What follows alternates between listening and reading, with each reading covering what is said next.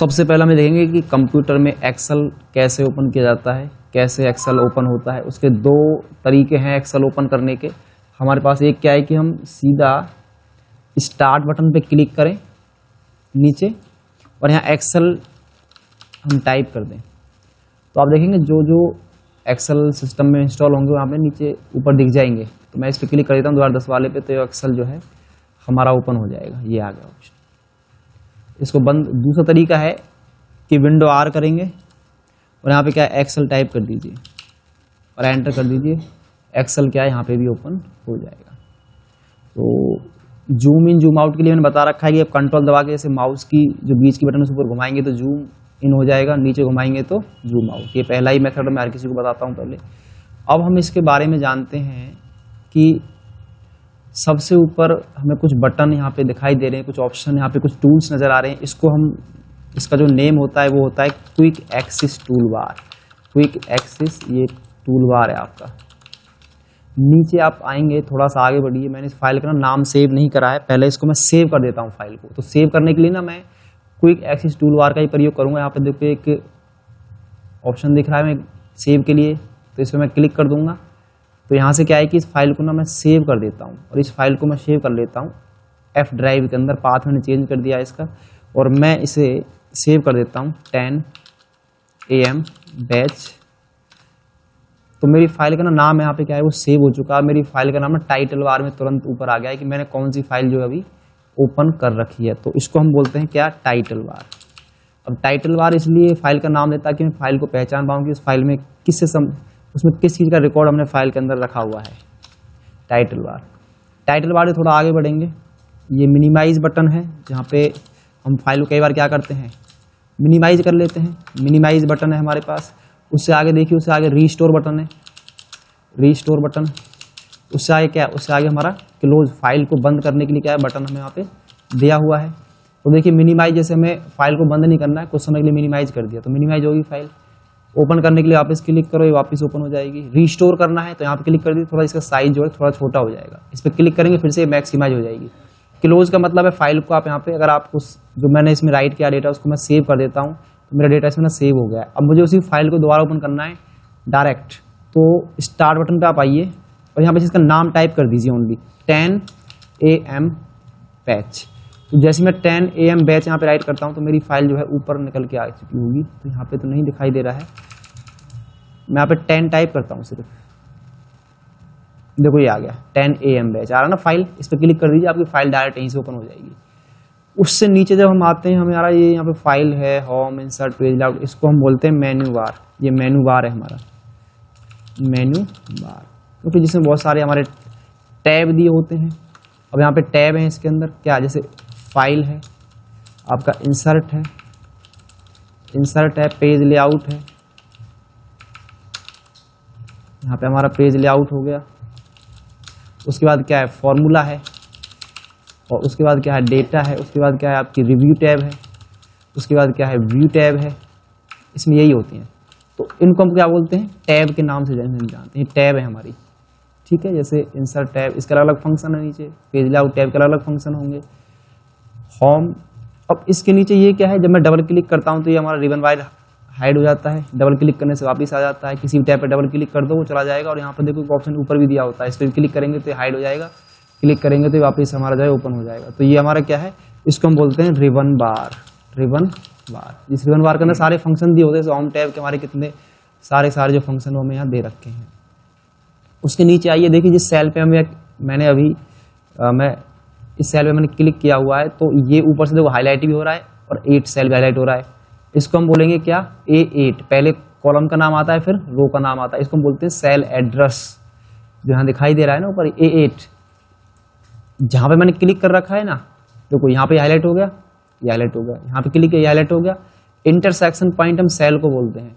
तो C10 है इसका एड्रेस, और जो इस एड्रेस को मुझे दिखाएगा, इसमें C10 दिख रहा है तो इसको हम बोलते हैं नेम बॉक्स। ये नेम बॉक्स है आपका, ये बताता है कि सेल का एड्रेस क्या है। इसकी साइड में देखो यहाँ एक फॉर्मूला बार है, यहाँ कुछ फंक्शंस हमें दिखा रखे हैं। अगर हम चाहें तो सीधा हम फंक्शन भी यूज कर सकते हैं। ये क्या है, जो यहाँ पे सेल एड्रेस पे जो चीज़ यहाँ पे टाइप है, जो हमें डेटा टाइप कर रखा है वो हमें यहाँ दिख जाता है। उसका एड्रेस दिख रहा है मुझे नेम बॉक्स के अंदर, फॉर्म बार क्या दिखा रहा है, जो उसमें रिटर्न है, जो डेटा हमने फीड कर रखा है अपने सेल के अंदर, सारा यहाँ दिख जाता है, कंप्लीट ओरिजिनल डेटा हमें यहाँ दिख जाएगा। तो इसको हम बोलते हैं क्या, फॉर्मूला बार, जो हमें उसको दिखाएगा। ये हमारा क्या होगा, ये फॉर्मूला बार है आपका। ये फॉर्मूला बार से थोड़ा नीचे आ जाइए, जैसे आप देख रहे हो ए बी सी डी, ये क्या है हमारे, ये कॉलम है, इनको हम क्या है, कॉलम के नाम से जानते हैं। अब कॉलम में जैसे आपके ए है, बी है, तो ये ए बी सी क्या है आपके, ये कॉलम्स होते हैं हमारे, ए बी सी हमारे कॉलम कहलाएंगे। और इसमें आगे भी होता है ETC, ये आगे भी है। आप देख रहे हैं यहाँ पे ये है, ये क्या है, ये रो है जिसमें नंबर लिखे हुए हैं ना, ये आपकी रो है। मैं जैसे सेलेक्ट कर पा रहा हूँ ना माउस से, ये आपकी रो है।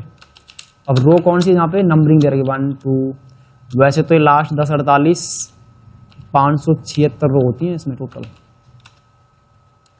तो ये हमारी क्या होगी, रो होगी। फिर ये क्या है, जिसे मैं क्लिक कर रहा हूँ, ये सेल है, इसको हम सेल के नाम से जानते हैं। जो छोटे छोटे खाने दिखाई दे रहे हैं ना, जहाँ पे हमारा रो एंड कॉलम आके इंटरसेक्ट होता है, जैसे C10, ये हमारा क्या हो गया, ये सेल हो गया। C10 इसका एड्रेस है, इसका कितना एड्रेस है D10, इसका कितना एड्रेस है E10। कॉलम बदल रहा है पर रो तो वही है, F10 G10, और ये क्या है, ये हमारा B10। तो इनके एड्रेस हैं सभी के, ये सेल है हमारे सारे के सारे। अब इसमें एक्टिव सेल क्या होता है, कई बार ये क्वेश्चन आता है कि एक्टिव सेल हमारा क्या है। जैसे मान लो मैं इस सेल पे काम कर रहा हूँ, मैंने ये सेल सेलेक्ट कर रखा, तो इस समय ये एक्टिव सेल है। सेल का एड्रेस क्या A2 क्या है, इस समय एक्टिव सेल हम बोलते हैं, इस पर हम सेल पे काम कर रहे हैं, वो हमारा क्या है, एक्टिव सेल कहलाता है। तो उसे हम बोलते हैं एक्टिव सेल। ये एक्टिव सेल हमारा कहलाता है, जिस पे हम वर्क कर रहे हैं। जैसे अभी मैं इस पर मैंने डेटा एडिट किया, तो इसमें तो ये क्या है, ये एक्टिव सेल है इस समय। उसके बाद अब आ जाइए थोड़ा सा राइट साइड में, ये क्या है, ये है वर्टिकल स्क्रॉल बार, पेज सीट को ऊपर नीचे करने के लिए। डेटा ज़्यादा फीड हो गया है, वैसे आप जैसे एंटर करते हुए जाओगे तो नीचे आते चले जाओगे इस तरीके से, पर यहाँ से भी कर सकते हो स्क्रॉल बार का, तेजी से यूज कर सकते हो नीचे जाने के लिए। तो ये हमारा क्या है, इसको मैं यहाँ से साइज बढ़ा देता हूँ। तो ये हमारा क्या है, वर्टिकल, ये स्क्रॉल बार है आपका, ये वर्टिकल स्क्रॉल बार है। नीचे भी इसमें देखो स्क्रॉल बार इधर भी होता है, लेफ्ट राइट करने के लिए सीट को। ये क्या है, ये आपका हॉरिजॉन्टल स्क्रॉल बार है, हॉरिजॉन्टल, ये हॉरिजॉन्टल स्क्रॉल बार है आपका, ठीक है। अब नीचे आ जाओ, इधर देखो, यहाँ पे ये सीट दिखाई दे रही है 3, और चाहे तो और ऐड कर सकता हूँ मैं यहाँ से, इस पर क्लिक करके। शॉर्ट कमांड भी देखो ये शो कर रहा है मुझे, शिफ्ट के साथ F11 की से भी हम क्या नई सीट इंसर्ट करा सकते हैं। इनको फिर हम क्या बोलते हैं, ये होती है वर्कशीट। ये वर्कशीट है आपकी, ये वर्कशीट। फिर वर्कशीट भी तो कहीं होती है, वर्कशीट वर्कबुक के अंदर होती है। ये पूरी जो है ना, पूरी वर्कबुक है, ये कंप्लीट जो है ना, पूरा ये पैनल जो खुला हुआ है पूरी वर्कबुक है, वर्कबुक के अंदर ही वर्कशीट होती है हमारी। तो ये हमारा हो गया वर्क, ये वर्कबुक होगी। अब इसके अंदर तो थोड़ा साइज में कम कर देता हूँ। तो यहाँ पे क्या है कि जो हमारी वर्कबुक है, अब यहाँ पे क्या है, वर्कबुक से आगे थोड़ा बड़ी है, ये नीचे देखिए, यहाँ पे कुछ आ रहा है, लाइन से दिख रही है, इसे हम बोलते हैं स्टेटस बार। स्टेटस बार, ये स्टेटस बार है आपका ये। अब इधर आओगे जब, फिर ये क्या चीज़ है इधर, ये जूम स्लाइडर है, जो दिख रहा है ना, पेज को जूम इन जूम आउट हम करते हैं। इससे आप ज़्यादा ज़्यादा 400 कर सकते हो, मिनिमम 10, और जबकि वर्ड का कितना था 500। तो ये है आपका जूम स्लाइडर, जूम स्लाइडर है ये, ठीक है। उसके बाद जो पेज पे मैं काम करता हूँ नॉर्मल होता है, ये बहुत ज़बरदस्त कंसेप्ट दे रखे हैं हमें नीचे 3 ऑप्शन। जो पेज लेआउट, इस पर क्लिक करने से देखना, ये दिखाएगा कि पहले पेज में इतना डेटा प्रिंट होना है आपका, पहले पेज में इतना डेटा प्रिंट होगा। ये क्या दिखाएगा, ये दिखाएगा पेज ब्रेक प्रीव्यू, के एक पेज में इतना डेटा आना है आपका, जितना लिख रखा है ना, जितना राइट कर दिया, टाइप कर दिया, वो सारा डेटा आपको इस तरह दिखा देगा ये। तो ये हमें एक पेज में दिख रहा है यहाँ से। ये प्रिंट प्रीव्यू दिखा देता है मुझे इस तरीके से। हम देखो सेलों के साइज छोटे हो जाते हैं इधर आके, ये सेल क्या है, काफ़ी छोटे हो जाएंगे। इस पर क्लिक करेंगे, हम नॉर्मल पे काम करते हैं क्योंकि हमारा कवर जो नॉर्मल पे ही सबसे अधिक होता है। हम इसको इधर क्लिक करेंगे। अब हम बात करते हैं टोटल नंबर ऑफ कॉलम कितने हैं, टोटल कॉलम इसमें कितने हैं। वर्ड में कितने थे टोटल कॉलम, हाईएस्ट, ध्यान है किसी को। तो टोटल कॉलम की संख्या पता है कितनी है इसमें, टोटल कॉलम की संख्या है 16,384 कॉलम होते हैं इसमें एक्सेल शीट के अंदर। टोटल रो कितनी होती हैं रोज, वो आपकी हैं 10,48,576 हैं, 10,48,576 रो हैं। तो अब मैं यहाँ पे राइट करता हूँ, जैसे मैंने कंट्रोल के साथ अगर हम राइट एरो प्रेस करते हैं, राइट एरो, तो उससे मैं लास्ट नंबर कॉलम में पहुंच जाऊंगा। इससे क्या होगा, go to last number of column, go to last number of column.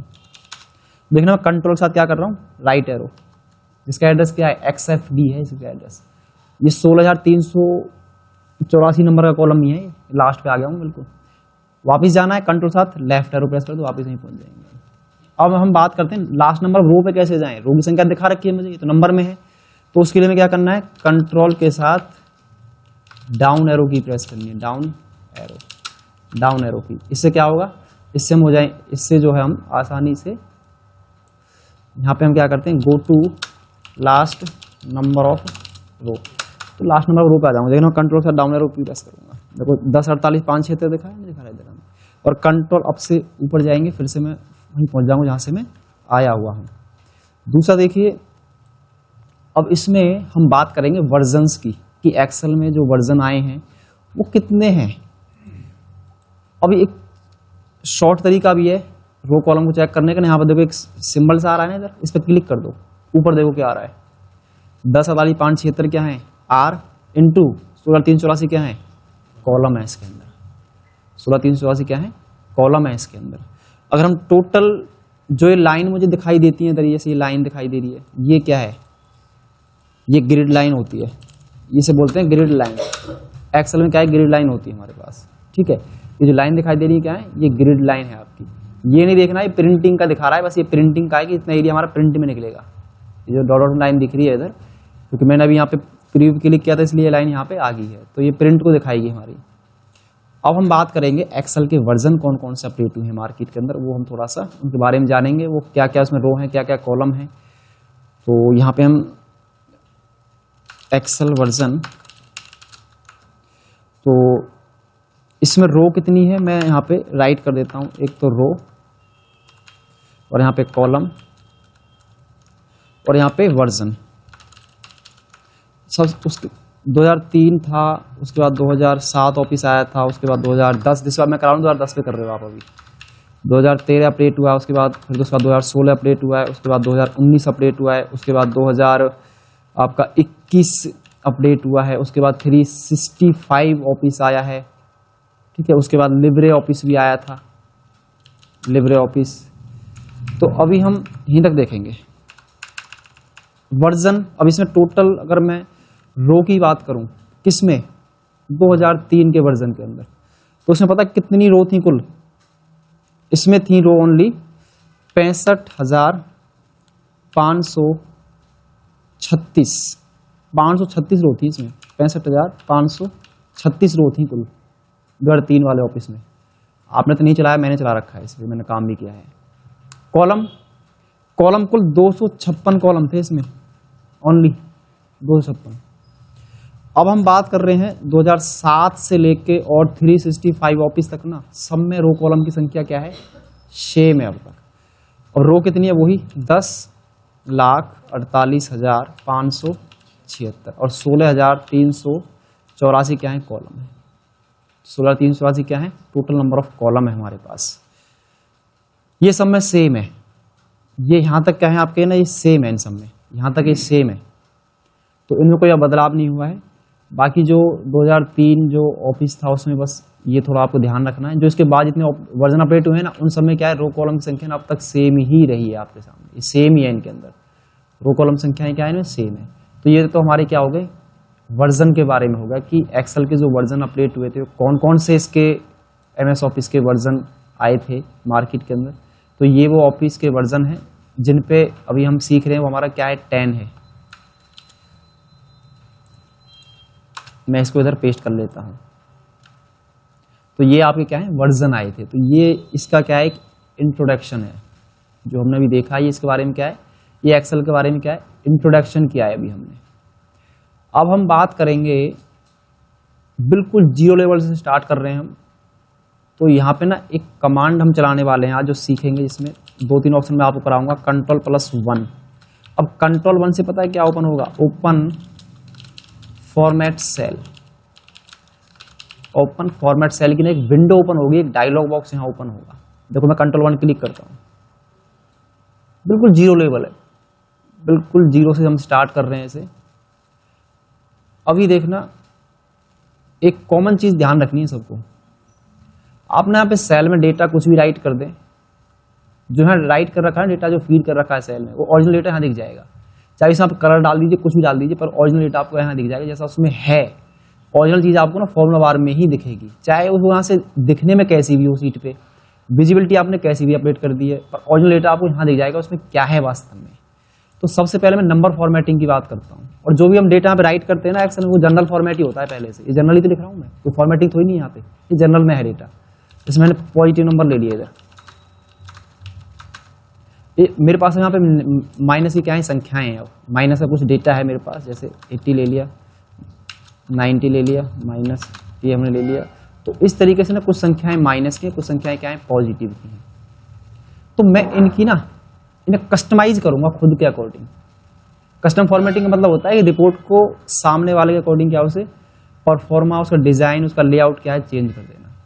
हम बात करेंगे इसका फॉर्मेट को कैसे चेंज करें।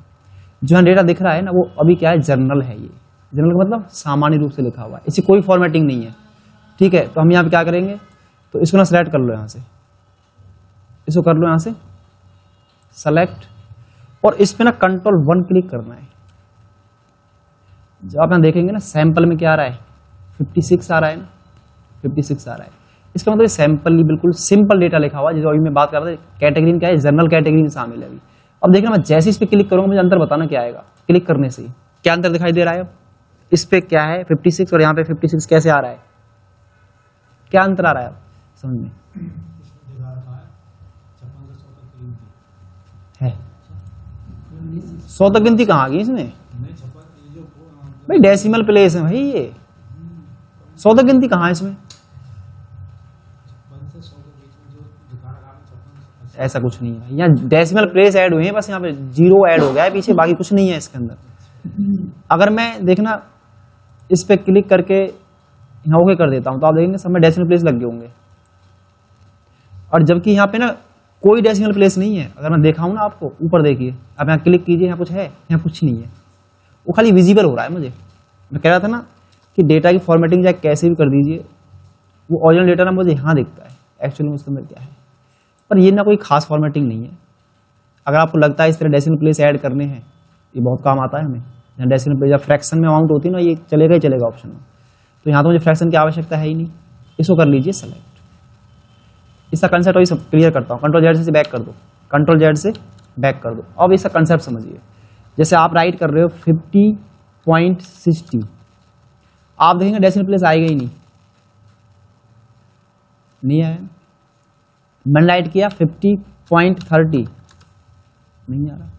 मैंने राइट किया 50.36, ये आ जाएगा, डेसिमल प्लेस नहीं आ रहा है। तो जहाँ पे डेसिमल प्लेस को मेंटेन करने की बात आएगी ना, जहाँ पे डेसिमल प्लेस, जहाँ डेटा मेरा क्या है डेसिमल्स में मुझे क्या मेंटेन करना है, वहाँ पे क्या है कुछ अमाउंट पैसे में भी है, कुछ डेसिमल पार्ट्स भी हैं। तो वहाँ ये ना सेलेक्ट करके डेटा को ये सेलेक्ट कर लेना है। Ctrl+1 क्लिक करेंगे और यहाँ पे ना मैं अब इसको अप्लाई कर दूंगा, तो यहाँ देखेंगे तो इनमें ना जो डेसिमल प्लेस हम पहले इंसर्ट नहीं कर पा रहे थे, वो आसानी से इंसर्ट हो जाएंगे मेरे। आया नहीं आया, तो आसानी से आ जाएंगे। मान लो नहीं चाहिए डेसिमल प्लेस, तो आप इन्हें यहाँ से 0 कर दीजिए, कोई डेसिमल प्लेस दिखाई नहीं देगा, यहाँ कोई डेसिमल प्लेस नहीं आएगा। तो एक बार मैं Ctrl+Z से इसको बैक कर देता हूँ, सिंपल ले रहा हूँ। अब देखना जहाँ नेगेटिव संख्या है ना, उनको ना मैं अलग चेंज कर दूंगा। हो सकता है कि अगर इसे हम ब्लैक प्रिंट कर दें, थोड़ा कंफ्यूजन पॉइंट रहेगा इसमें, जो नेगेटिव संख्या हम ना पहचान पाएं। इसकी फॉर्मेटिंग करेंगे अलग तरीके से। Ctrl+1 पे क्लिक करेंगे, नंबर पे मैं आऊँगा, यहाँ पे ना एक ऑप्शन है, देखो नेगेटिव नंबर को दिखाने के यहाँ पे 4 मेथड है। इसमें तो ऑलरेडी दिख ही रहा है, डेसिमल प्लेस 0 कर दो, यहाँ से क्या कर देना 0 कर देना, नहीं चाहिए। तो हम चाहते हैं कि नेगेटिव नंबर ना रेड कलर में दिखे, है तो ये नेगेटिव ही, ये एक्सेल अपना आप कर देता है उस काम को। देखो यहाँ नेगेटिव ही है, यहाँ क्लिक करो, नेगेटिव संख्या ही है, ये तो पॉजिटिव, यहाँ तो कोई सिंबल वगैरह नहीं है। तो हम चाहें तो उसे नेगेटिव में दिखा सकते हैं, या फिर 2 तरीके अभी और हैं। हम चाहें तो उसे ब्लैक में रखें, ब्रैकेट में रखें, ब्लैक में भी रखा हमने, ब्रैकेट में भी रखा। ये एक्सेल के अंदर ना एक फॉर्मेटिंग की जाती है इस तरीके से, क्योंकि ये तो सिंपल नंबर है। जब यूजर इनको कोई चेक करता है, दूसरा यूजर इनको चेक करने आएगा, तो वो ऑटोमेटिक जैसे सेल पे आएगा उसे पता चल जाएगा कि ये संख्या नेगेटिव की है। हमने ना एक सिंपल ना रख के ना उसे एक फॉर्मेटिंग में बदल दिया मैंने। मतलब पहले तो ऐसे ही था ना डेटा हमारा, वहाँ पे क्या है, ये सिंपल ऐसे दिख रही थी, कंट्रोल वन करके हमने क्या कर दिया, तो इसे ना मैंने ब्लैक में रख सकते हैं या फिर इसे रेड में हो और ब्रैकेट में भी हो, ये इस तरह दिखा सकते हो। अब इसके दो तरीके हैं सामने वालों को समझाने के लिए, दो मेथड है हमारे पास। मैं डेसिमल प्लेस को सेलेक्ट करके 0 कर देता हूँ, कंट्रोल वन कीजिए, डेसिमल प्लेस को 0 कर दो, ओके कीजिए। सामने वाले को समझाने के लिए हमने कोई नंबर एंटर किया एक्सेल सीट के अंदर, कोई सैलरी, कोई माइनस में चला गया कोई डेटा, तो इस पर राइट क्लिक करके ना इंसर्ट कमेंट कर दीजिए। इसमें कमेंट में दिखा दीजिए, यहाँ पे राइट कर दीजिए this is bracket value are, sorry bracket value are negative number है हमारा। तो इस तरह आप मैसेज में शो करा सकते हो। जैसे सामने वाले यहाँ आएगा तो समझाएगा this is negative value, hint दे दिया ना हमने, और थोड़ा सा क्या कर दिया उसे डायनिक बना दिया। फिर यहाँ पर एक तरीका ये हो सकता है कि हम नोट दे दें, नीचे ही नोट दे दें, नोट यानी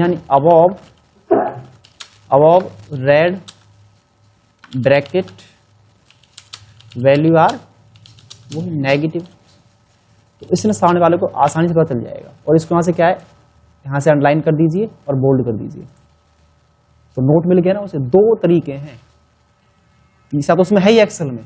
सामने वाला नहीं समझ पाए तो क्या करो, या तो कमेंट दे दीजिए या फिर नोट दे दीजिए, तो सामने वाले नंबर को ना आसानी से पढ़ सकता है। ये संख्या नेगेटिव में जा चुकी है, नेगेटिव नंबर से हमारे पास ही, और ये क्या है, ये पॉजिटिव नंबर है। तो नंबर की फॉर्मेटिंग आई समझ में, वे किस तरीके से नंबर की फॉर्मेटिंग हम करते हैं। अब आ जाइए अमाउंट की फॉर्मेटिंग कैसे करें। यहाँ मेरे पास ना अमाउंट है, ये अमाउंट ना जैसे मैं यहाँ पे 70,000 राइट कर दिया, यहाँ पे 80,000, 90,000, 50,000, 60,000, 40,000, यहाँ पे 20। तो अभी जो ये डेटा दिख रहा है ना, सेलों में जो सैलरी अमाउंट जो फिल है वो किस में फॉर्मेट में, जर्नल फॉर्मेट है, सिंपल फॉर्मेट है बिल्कुल। तो इसको ना मैं थोड़ा और क्या बनाऊंगा, एक प्रोफेशनल तरीके से इसमें डिजाइन करूंगा डेटा को। देखना किस तरीके से, ये जो अमाउंट देखिए ना ये सिंपल है, जर्नल फॉर्मेट में है। तो इसको ना सेलेक्ट करके कंट्रोल वन क्लिक कर दिया, नंबर पे दोबारा आ जाइए, यहाँ एक ऑप्शन होता है यूज 1000 सेपरेटर, ऊपर देखिए किस इसका फॉर्मेट क्या आ गया, ऊपर 3 का तो कॉमा लग गया, नहीं लग गया, 3 डिजिट के बाद ओके कर दीजिए। आप देख रहे हैं थोड़ी और प्रोफेशनल बन जाएगी पहले से। जो एक्चुअल अमाउंट का जो फॉर्मेट हम जो कमर्शियल जो नंबरिंग फॉर्मेट है वो यही होता है, जो कमर्शियल नंबरिंग फॉर्मेट है वो यही है आपका। आ गया ना यहाँ पे कॉमा। और पहले जब था ये, पहले कैसा था, बिल्कुल सिंपल जर्नल था। कंट्रोल वाई कर देंगे तो वापिस वही फॉर्मेट आ जाएगा। मान लो ये फॉर्मेट हटाना पड़ जाए, गलती से फॉर्मेट अप्लाई होगा, हटाना हो तो कंट्रोल वन करके जर्नल कर दीजिए, वापिस अपने पहले जैसे फॉर्मेट में आ जाएगा। ठीक, कंट्रोल जेड से मैं बैक कर लेता हूँ। 2 तरीके और हैं इसके। अभी हमारे इंडिया में 2 तरीके से अमाउंट को इंडिकेट किया जाता है कि ये इंडियन करेंसी है या क्या है। तो यहाँ पे मैं क्या करता हूँ, मैं अमाउंट को ना इधर, इसी अमाउंट को यहाँ ध्यान से देखना, मैं कैसे इसको इधर फिल कर दूंगा एक क्लिक से ही। ये एरिया सेलेक्ट कर लो और कंट्रोल आर कर दीजिए, अपना आप ये अमाउंट इधर आ जाएंगी। मतलब इसको सिलेक्ट करके ना यहाँ तक कंट्रोल आर कर दो आप, ठीक है, वो अपना फिल हो जाएगी। इनको मैं जनरल कर रहा हूँ अभी, तो क्या करेंगे, कंट्रोल वन क्लिक करेंगे और क्या करेंगे, जनरल पे जाएंगे, और ये जनरल हमने कर दिया। और ध्यान से देखिए, ये जो अमाउंट है मुझे ना ये सिंपल सा लग रहा है, मैं इसे और थोड़ा और इसको अच्छे ढंग से क्या है कमर्शियल जो प्रोफेशनल उसमें डिजाइन करना चाहता हूँ उसके अकॉर्डिंग। तो कंट्रोल वन क्लिक कर दीजिए और आपको ना यहाँ करेंसी एक ऑप्शन मिलेगा, नीचे करेंसी पे आना है। करेंसी तो इंडिया की अलग है, कहीं की अलग है। तो यहाँ पर ना पहले डेसिमल प्लेस को क्या कर देना, 0 कर दीजिए, सिंबल पे आना है। यहाँ ना वैसे अलग अलग विंडो के अंदर अलग अलग करेंसी के फॉर्मेट आपको मिल जाएंगे। तो यहाँ पर ना इंडियन रुपीज का एक फॉर्मेट है, देख रहे हो, इस पर क्लिक कर दीजिए और ओके कर दीजिए। तो देखिए मैंने जैसी मुझे जरूरत थी ना डेटा की, सामने वाले ने जैसा मेरे से रिकॉर्ड मांगा, जैसा डाटाबेस उसने मेरे से मांगा, तो मैंने अमाउंट को ना उसी उसमें क्या है चेंज कर दिया है। और जब मैं ऊपर देखूंगा ना, कोई करेंसी सिंबल नहीं है।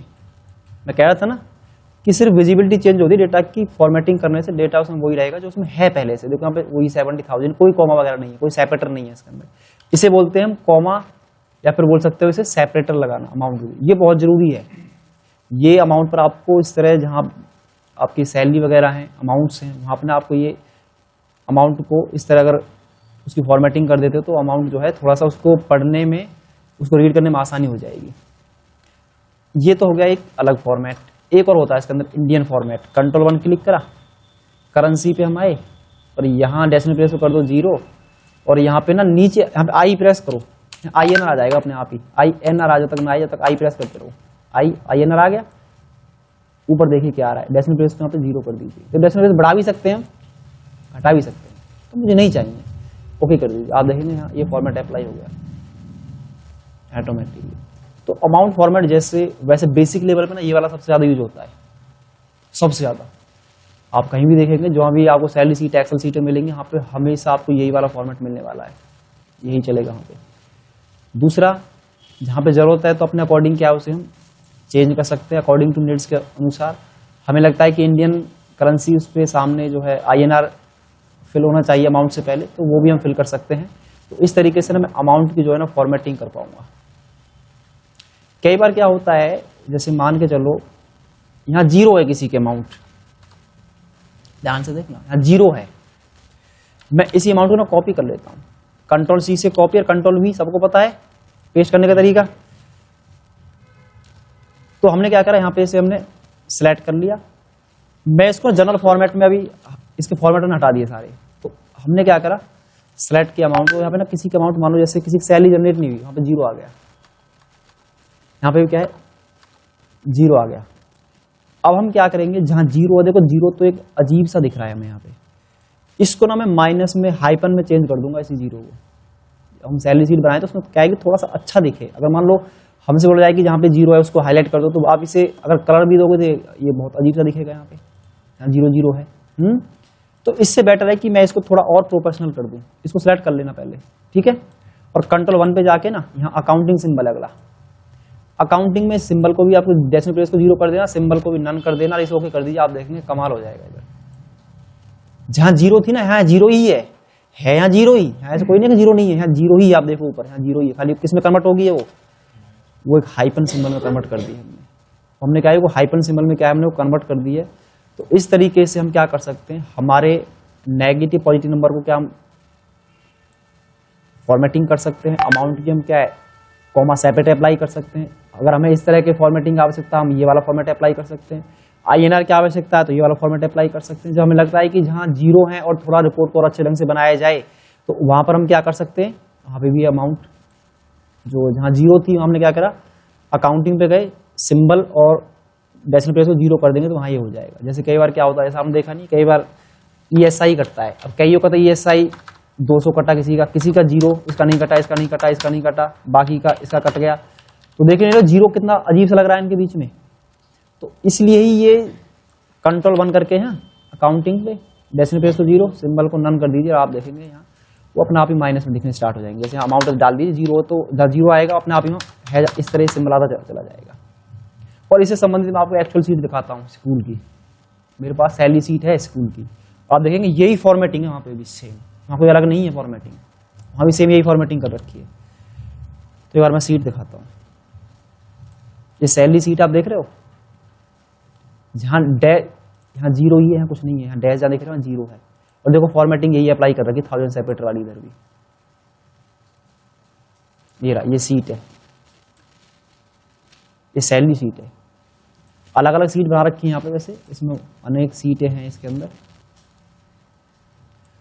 तो देखा ये फॉर्मेटिंग आपको नंबर पे, जब आप नंबरिंग फॉर्मेटिंग करेंगे तो वहाँ आपको ना ये 100% काम आएगी वाली फॉर्मेटिंग। और बहुत छोटा सा कंसेप्ट है जो भी आज हमने सीखा है आज की क्लास के अंदर, और मंडे को इसको हम आगे करेंगे और इसको और लेवल पे सीखेंगे, इस पार्ट को आगे बढ़ाएंगे कंट्रोल 1 कमांड को। आज इतना ही करना है सबको, ये सबको लिखना है, जैसे इसमें राइट है ऐसा सबको ही राइट कर लेना अपने अपने सिस्टम के अंदर।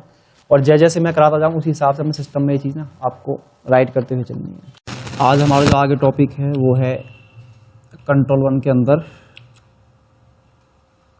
डेट और टाइम। डेट टाइम की फॉर्मेटिंग हम कैसे कर सकते हैं। अब सबसे पहले हम ये देखेंगे कि डेट शॉर्टकट तरीके से कैसे इंसर्ट की जाती है एक्सेल के अंदर, उसका जो शॉर्टकट है वो है कंट्रोल प्लस सेमी कॉलन। इससे क्या है,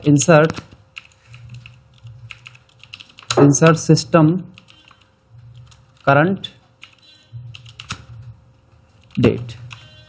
देखना मैं कंट्रोल सेमी कॉलन प्रेस करूंगा तो डेट आ जाएगी। जो भी हमारे पास डेट है, आज की जो डेट है सिस्टम में, जो यहाँ पे डेट चल रही है, वही डेट आज मुझे यहाँ दिखाई दे जाएगी नीचे। अब मैं इस डेट को ना देखना, मैं इसको ना यहाँ से इसको नीचे ड्रैग करूंगा। देख रहे हो प्लस का सिंबल आ गया नीचे। पहले तो इसमें ऐसी तरह था, जब इधर आ रहा हूं तो कुछ और तरीके से आ रहा है, इधर आ रहा हूं तो इस वाले पे क्लिक करके नीचे ड्रैग कर देना। देख रहे हैं डेट अपना आप बढ़ेगी इसमें ऑटोमेटिकली, डेट अपना आप आ गई इधर। अब और मैं डेट सेट कर देता हूँ। ये हमारा क्या, एक डेट का कॉलम है हमारे पास। और देखिए डेट भी बिल्कुल, जिसमें डे आगे है, मंथ सेंटर में है और ईयर सबसे लास्ट में हमें दिखाई दे रहा है। इसी तरीके से हमारे पास ना टाइम को भी इंसर्ट कराने का शॉर्टकट होता है। जैसे टाइम हमें इंसर्ट कराना, करंट टाइम क्या चल रहा है, उसके लिए होता है कंट्रोल प्लस शिफ्ट की प्लस सेमी कॉलन। इससे क्या होगा, इंसर्ट सिस्टम करंट टाइम। इससे करंट टाइम इंसर्ट हो जाएगा। तो देखना मैं जैसे ही कंट्रोल के साथ शिफ्ट और कॉलन प्रेस करता हूं तो मेरे पास टाइम आ गया। जो भी प्रेजेंट में टाइम चल रहा है अभी हमारे पास, वो टाइम यहाँ पे इंसर्ट हो जाएगा। अगर मैं इसको नीचे ड्रैग करूंगा ना, ये 1 आवर का इंक्रीमेंट करेगा हर एक में। देखना जैसे मैं इसे नीचे ड्रैग कर रहा हूं तो इससे ना 1 आवर का इंक्रीमेंट हो रहा है। ठीक है, क्योंकि 10, 11, फिर 11, 11, वही 11 तो सेम चल रहा है, पर इसमें क्या है, आवर्स सब में बढ़ गए हैं। एक एक आवर्स इसमें सब में इंक्रीमेंट हो गया है। अब मान के चलिए मुझे डेट की फॉर्मेटिंग को चेंज करना है। अब यहाँ देखिए सिस्टम के यहाँ नीचे, यहाँ 16 जनवरी 23 हमें दिखाई दे रहा है। और यहाँ जबकि इस तरीके से फॉर्मेटिंग नहीं है इसकी, हम चाहते हैं कि इस तरीके से इसकी ना फॉर्मेटिंग हो जाए। तो इसको हम करेंगे सेलेक्ट, कंट्रोल 1 क्लिक करेंगे। जैसे हम कंट्रोल 1 क्लिक करेंगे ना इसके ऊपर, तो इसमें मेरे पास ना सैंपल के अंदर यहाँ पहले से बने हुए ना कुछ फॉन्ट हैं। आप इनमें क्लिक करके देखिए ऊपर क्या आता है। अगर मैं इस पर क्लिक करता हूँ तो इसमें क्या है, 17 जनवरी 2023। अगर मैं इसे ओके कर देता हूँ तो सारी डेट इस तरीके से चेंज हो जाएंगी। जबकि डेट यहाँ वही है जो पहले से थी। ऊपर देखिए 17 एक ही है इधर, बस खाली क्या है, उसकी विजिबिलिटी चेंज हो गई है, उसका जो है स्टाइल चेंज हो गया डेट का। इस तरह हो भी जाए तो क्या करना है, सेलेक्ट करके ना इसमें कंट्रोल जेड कर रहा हूं, कंट्रोल जेड, वापस आ गया मैं। अब कोई और फॉर्मेट हमें चाहिए, कंट्रोल 1 क्लिक करेंगे। अब देखिए नीचे आप आओगे तो यहाँ इसमें क्या है, मंथ और डे है। इसमें मंथ पहले आ रहा है, डे बाद में आ रहा है। दूसरा तो अभी हमने देखा, इसमें क्या है, इसमें मंथ आगे है, डे पीछे है, यानी डे क्या है हमारा सेंटर में है और इस तरीके से। अगला क्या है, इसमें क्या है हमारे पास, मंथ आगे है और डे बीच में है, ईयर बाद में देखा। तो ये अलग अलग फॉर्मेट है हमारे पास बने हुए हैं, पहले से रेडीमेड फॉन्ट है। तो ऐसे मान लो मैं इस पर क्लिक करता हूँ, 17 जनवरी आ गया ना, मैं यही चाह रहा था कि मुझे ये वाला फॉर्मेट चाहिए डेट का। तो इस पर हम क्या है, क्लिक कर देंगे। अब देखिए आपके सामने वही डेट का फॉर्मेट बन के आ जाएगा। अधिकतर इंडिया के अंदर जो हम ऑफिशियल लाइन में ज़्यादा यूज करते हैं ना, बस 2 ही चलते हैं। एक तो ये वाला चलता है जो भी यहाँ पे सामने मैंने कन्वर्ट करा है इसे, और एक जो भी पहले था, बस 2 ही चलते हैं अधिकतर। 99% केसों में आपको यही 2 फॉर्मेट मिलेंगे। डेट को एक्सेल में अगर आप रिकॉर्ड मेंटेन कर रहे हो डेट वाइज, तो आपको यही 2 ही फॉर्मेट मिलने वाले हैं यहाँ पे। ये तो डिफॉल्ट आ रहा है पहले से ही। जब बदलना हो तो आपको यहाँ पे अनेक प्रकार के ना फॉन्ट यहाँ पहले से दे रखे हैं, और इनका आप जैसे ही क्लिक कर देंगे तो वही फॉर्मेट में आपका चेंज हो जाएगा। इसमें यहाँ पे देखो, इसमें क्या हो रहा है कि इसमें ना 2023 पूरा आ रहा है ईयर। इस पर क्लिक कर दी, इसमें पूरा दिखाई दे जाएगा इस तरीके से। चाहते हो कि सिर्फ 23 ही दिखाई दे, पीछे पूरा ईयर ना दिखाई दे, उसके लिए अलग फॉर्मेट है यहाँ पे। ये ले सकते हो, ये इसके ऊपर इस पर क्लिक कर दीजिए, देखो इसमें पूरा आ रहा है। इसमें क्या है, इसमें 17 जनवरी 23 दिखाई दे रहा है सिर्फ। तो ये भी ठीक है, तो हम इसको क्या है चेंज कर सकते हैं। इसी प्रकार से अब टाइम के कितने फॉर्मेट होते हैं, टाइम कितने फॉर्मेट में दिखाया जाता है, 2 फॉर्मेट होते हैं टाइम के, एक 24 आवर और एक 12 our.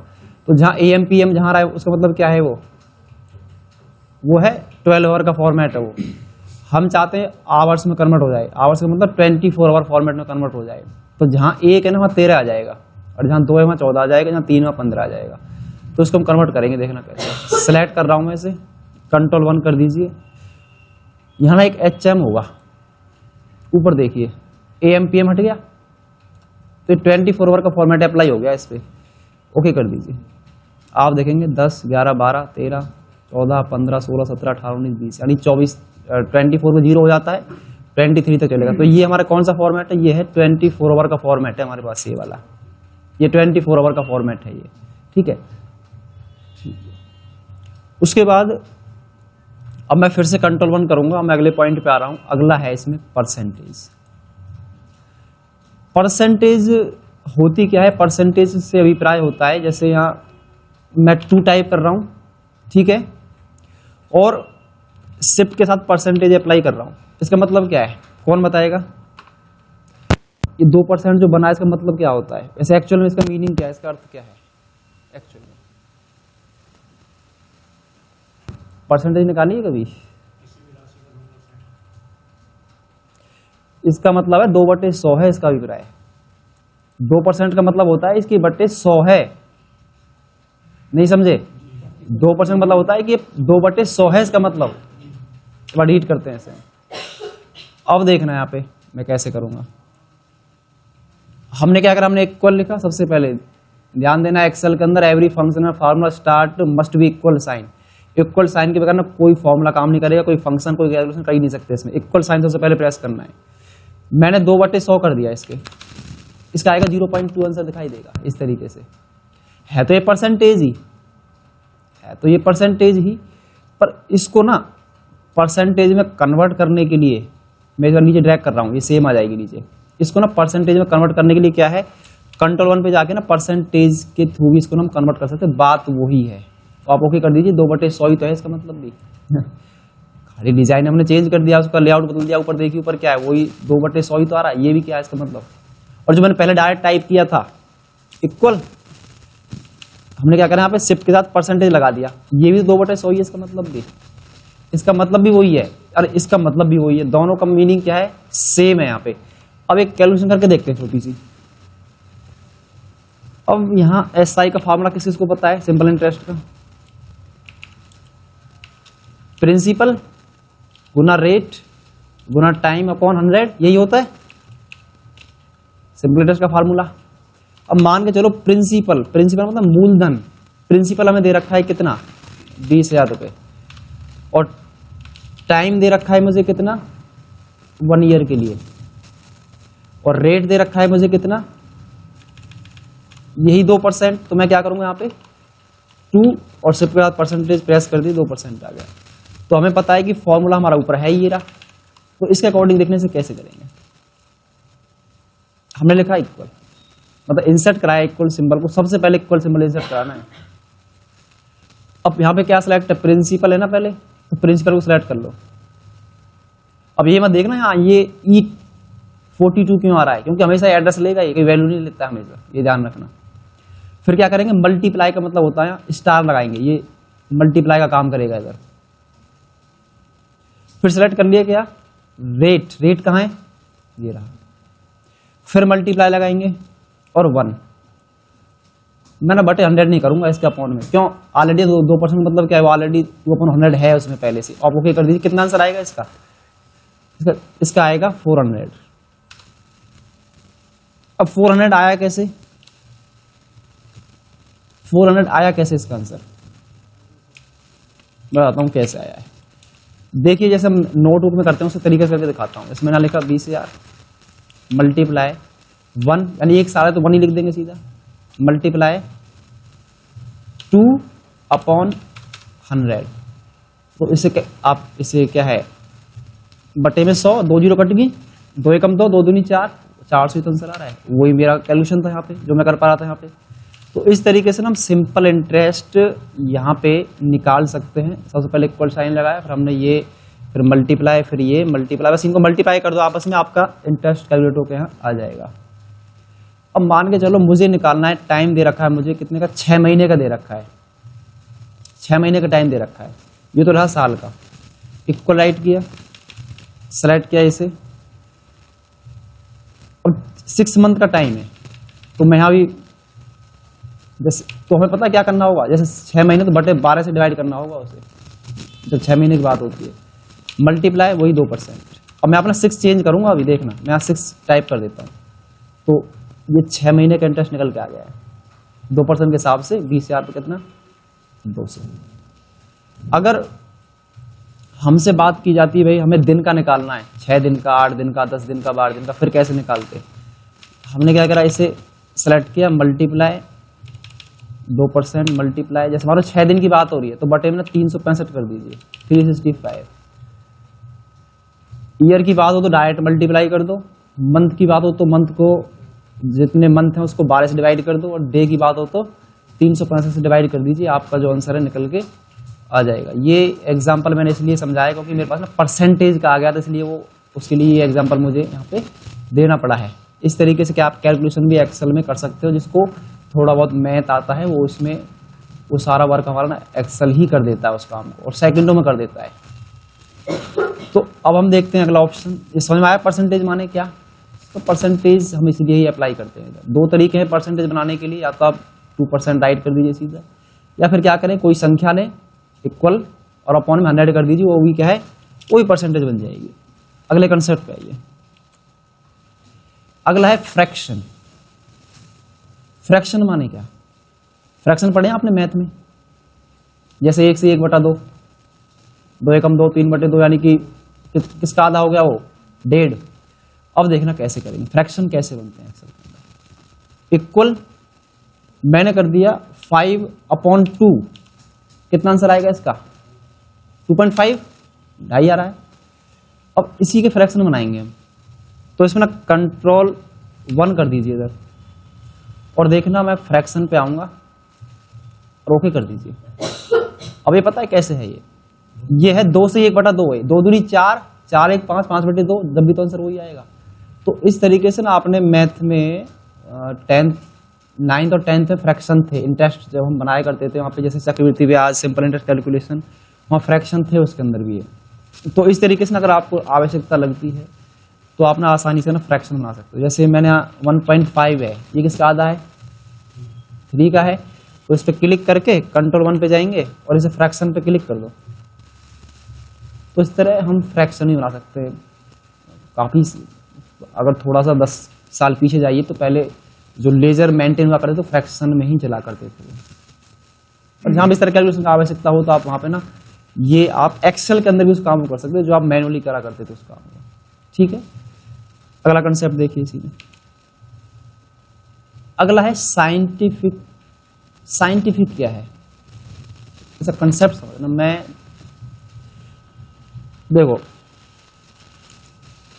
Number range between 10 to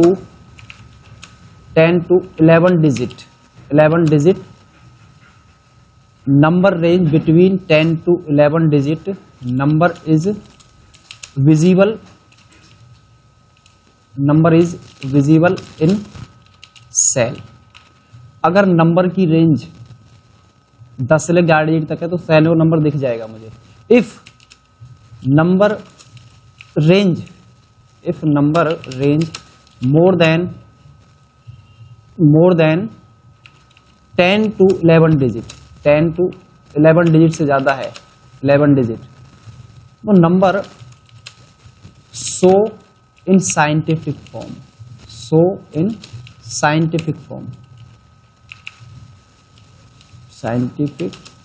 वो साइंटिफिक में दिखेगा।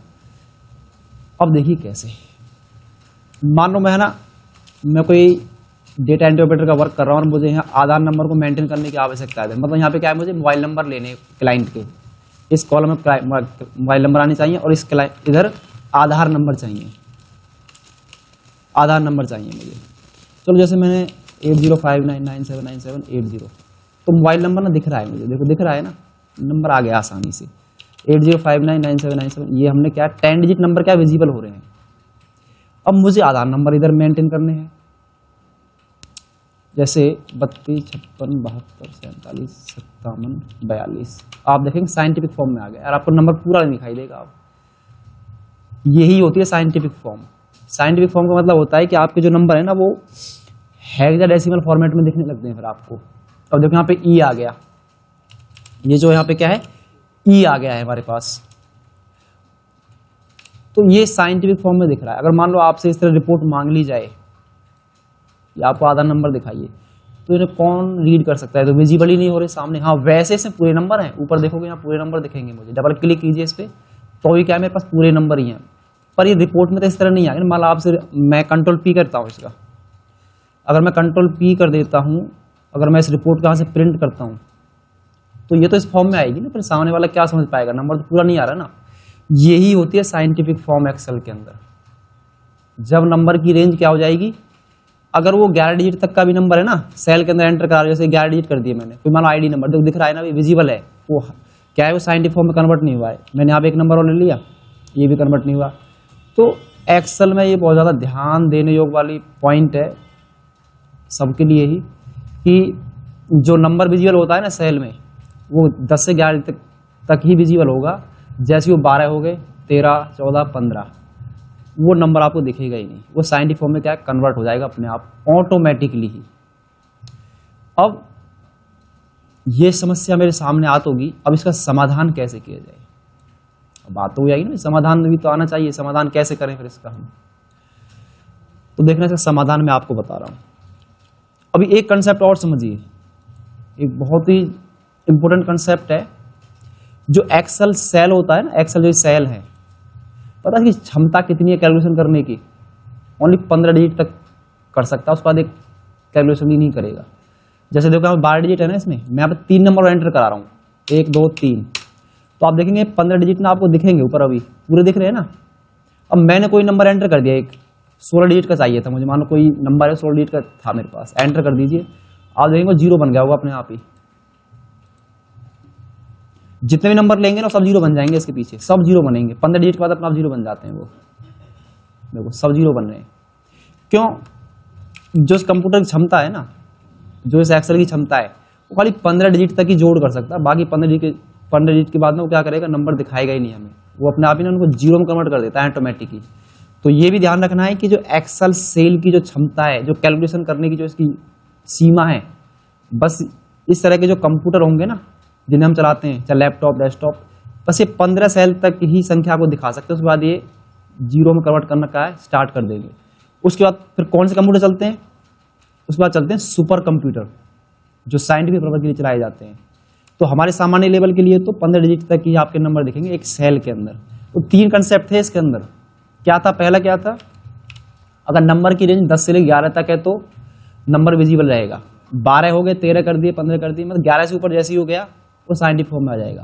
और साइंटिफिक फॉर्म में भी नंबर वो आएंगे तो सही, पर कितने नंबर तक आ सकते हैं, 15 डिजिट तक सीमा है बस उसकी। तो 15 के बाद तो अपना 0 बनाना स्टार्ट कर देगा, देखो वहाँ 0 आ गया ऑटोमेटिकली ही, क्यों? उसकी क्षमता नहीं है इस कंप्यूटर की, फिर वहाँ तक ये एक्सेल आपका काम नहीं करेगा, 15 डिजिट तक ही चल पाएगा।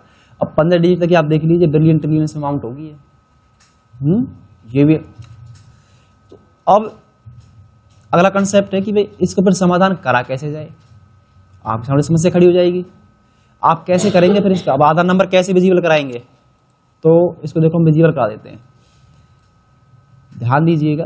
आधार नंबर को विजिबल कराने के लिए मैं क्या करूंगा, कंट्रोल 1 पे जाऊंगा, ठीक है। इसमें अगला ऑप्शन क्या है, टेक्स्ट का है, टेक्स्ट का है अगला ऑप्शन, और ओके कर दीजिए। अब आप इसमें 15 नंबर, 20 नंबर, 30, जितना बड़ा नंबर आप आसानी से एंटर कर सकते हो। जैसे मैं 32 56 72 47 57 42, आप देखिए नंबर आपको विजिबल होगा आप सेल में, क्योंकि मैंने नंबर नहीं बनाया, वो टेक्स्ट में कन्वर्ट कर दिया है। और टेक्स्ट और नंबर में अंतर क्या होता है, टेक्स्ट होता है जितने अल्फाबेट्स होते हैं। मैं एक और नंबर ले लिया, ये देखिए, पर यहाँ देखेंगे यहाँ एक एरर दिखाई देगा आपको, ये क्यों आ रहा है, ये एक्सेल में क्यों आता है, ये यहीं आता है, बाकी यहाँ पे कंट्रोल पी करोगे वहां नहीं दिखाई देगा, ये जब सीट प्रिंट कराओगे ना वहाँ नहीं आएगा। ये देखो यहाँ कोई एरर नहीं आ रहा, ये मुझे खाली सीट पे इंडिकेट कर रहा है कि आपने जो यहाँ डेटा एंटर कराया ना उसमें क्या कर दिया है, नंबर को आपने टेक्स्ट में कन्वर्ट कर दिया। कहीं आप एक बार ना चेक कर लें कहीं आपने गलती तो नहीं कर रहे हो डेटा के अंदर, ये खाली इंडिकेट कर रहा है। वो तो हमें पता है कि हमें यहाँ पे आधार नंबर मेंटेन कर रहे हैं, टेक्स्ट लिया है तभी तो हमारा नंबर दिख पाया है।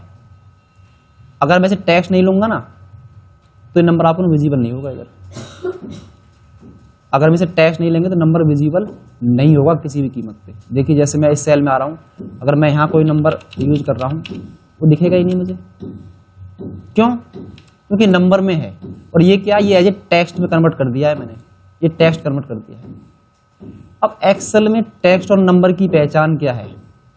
एक्सेल के अंदर टेक्स्ट और नंबर की पहचान कैसे करोगे कि नंबर फॉर्मेट है, टेक्स्ट फॉर्मेट है। दो कंसेप्ट ध्यान रखना सभी। अगर मैं जब नंबर एंटर कर रहा हूं,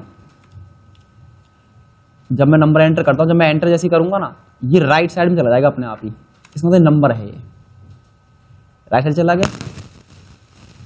अब जैसे मैंने यहाँ नंबर, मान लो मैंने सेल किया सेलेक्ट और मैंने कंट्रोल 1 करके ऐसे एज ए टेक्स्ट कन्वर्ट कर लिया। अब मैंने क्या किया, यहाँ पे नंबर एंटर कर रहा हूँ कुछ, आप देखेंगे वो लेफ्ट साइड में, ये एक्सेल करना सबसे बड़ी पहचान है। एक्सेल में सबसे बड़ी यही पहचान है कि अगर नंबर आपका लेफ्ट साइड में है तो वो टेक्स्ट है, अगर एंटर करने से राइट साइड में शिफ्ट हो जाता है तो क्या है वो नंबर फॉर्मेट है। नंबर का मतलब हम इसकी हम कैलकुलेशन करेंगे आगे चल के, प्लस गुना भाग इस तरीके से जो भी हमें करना है। और टेक्स्ट की कैलकुलेशन नहीं कर सकते आप, टेक्स्ट की कैलकुलेशन कभी नहीं होती, कैलकुलेशन होती है ओनली नंबर की। ये जो मैंने यहां मैंने जो आधार नंबर पे टेक्स्ट में कन्वर्ट कराया, इसे क्यों कराया, इसका रीजन क्या रहा? इसका रीजन ये रहा कि मुझे यहाँ आधार नंबर चाहिए था और मुझे ना वो विजिबल कराने थे सेल में, तो मैंने ना उनको एज ए टेक्स्ट में कन्वर्ट करके उनको क्या आसानी से फिर मेंटेन कर लिया, कहाँ से यहाँ कर। नहीं तो कोई विधि नहीं है फिर मेरे पास, यहाँ अन्य कोई तरीका नहीं है। तो मैंने ना उसको क्या करा, एज ए टेक्स्ट में जैसे कन्वर्ट करा तो क्या है, मुझे नंबर ना विजिबल हो गया। अब मेरा काम हो गया जो मुझे करना था। इनकी कैलकुलेशन थोड़ी नहीं करनी है हमें, तो खाली विजिबल तो कराने होता है अकाउंट नंबर, जो ये आधार नंबर है। तो अब मैंने क्या विजिबल करा दिया, मेरा काम हो गया। तो इसमें ना कुछ पॉइंट ऐसे हैं जो नंबर की फॉर्मेटिंग करते समय हमें उनके ना बेस के बारे में पता होना चाहिए कि ऐसा होता क्यों है एक्सेल के अंदर, ऐसे नहीं तो इसका समाधान कैसे किया जाएगा। तो आज हमने देखा कि मोबाइल नंबर तो दिख रहे हैं हमें, आधार नंबर नहीं दिख पा रहे थे। आधार नंबर नहीं दिख रहे तो हमने क्या करा, उसका समाधान किस में कन्वर्ट कर दिया हमने, वो एज ए टेक्स्ट कन्वर्ट कर लिया हमने, तो हमारा नंबर क्या है, दिखने लगा। अब मान के चलो एक एग्जाम्पल और देता हूँ आपको। आपने चेक नंबर देखे, चेक बुक देखी आपने, तो चेक नंबर ना आपने देखा होगा उसमें कई बार ना जीरो लगे होते हैं आगे, तो 6 डिजिट का होता है चेक नंबर ओनली।